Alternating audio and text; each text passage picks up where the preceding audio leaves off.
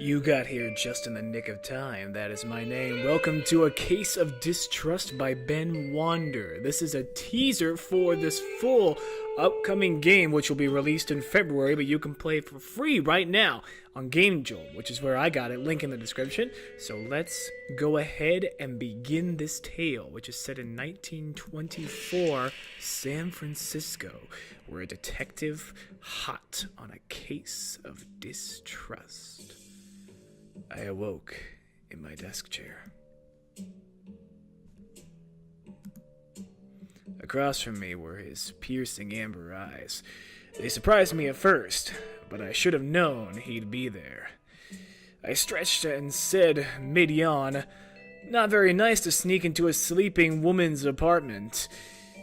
"Oh, sorry about that. I'm a woman. A woman with a surprisingly male voice." But his stare just continued. I laughed at his glare. Like I just said, I'd seen San Francisco's shrewd thugs, hardened cops, and deadly politicians, but none could ever match that gaze. I knew I didn't have what he wanted. Whoa, reaching inside my coat, I took out my knife and flicked it open. I gave him the knife. No, I held the knife steady. While staring back at him. "Look," I said, nodding towards the desk. "That's all there is. Take it or leave it. But a detective knows when she's beat. And I knew then. He wanted to search the place, and that's what he would do." I sighed, knowing my weakness for his type. "All right," I said. "Let's look." He let out a gleeful meow in victory. He was a cat the whole time. I cut a piece of my apple that the cat had rejected. Always the sore winner, I jabbed. But I was smiling too, because I was telling the truth. There was absolutely no other food in my apartment. I can relate on this on so many levels. The cat often dropped by to scavenge. He made a lot of noise when he thought I was holding out on him. But right now, the place was clean empty. No food anywhere. I had to prove it to him. Let's look at the bird. I kept a small statue underneath the side table. It had been police evidence on a crime, and its owner hadn't wanted it back. I took a shine to it, so I snagged it for myself on my way out of the department. That lamp had belonged to my Uncle Louis. He'd been an SFPD officer, one who argued policewomen could be good detectives, even while the others jeered at me. I knew he'd been right, but my current workload did not help that claim. I thought about Louis. That lamp had belonged to my... I thought about Louis. I really did. More often than I wanted. I was lousy at handling the emotions behind those thoughts.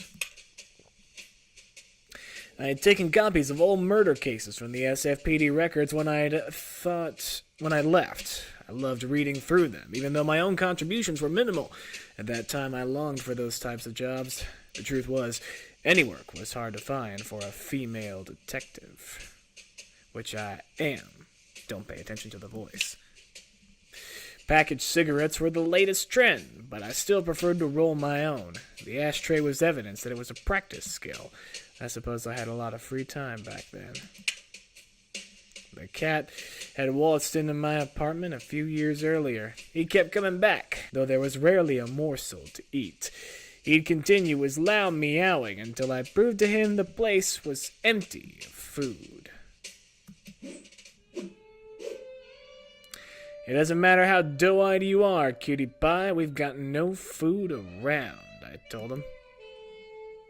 Oh, he licked his chops and looked at me. Apparently, he still didn't believe that. I needed to contradict him somehow, to show him something in the apartment that would prove it was empty of food. All right, fine. I went back to the apartment to search for clues that I could show to him. My old notebook, now filled to the brim. I wrote everything down, even the minor details. Never know what can be useful. The first half had my old cases. Details from the beats I used to walk in my policewoman days. Of course, policewomen were forbidden from going on patrol. but Lewis often overlooked that rule.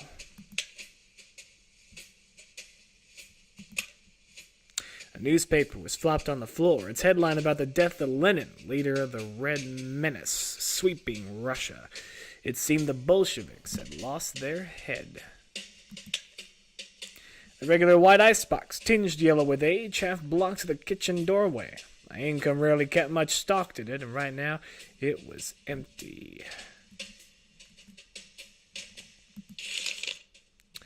Case summary. There were no cases just then, but the cat was mewing and needed attention. I had to contradict the cat by first telling to him, then pointing to a piece of evidence in my notebook that proved the apartment was empty of food. Show the cat there's no food. Well, what's my evidence? Home. But I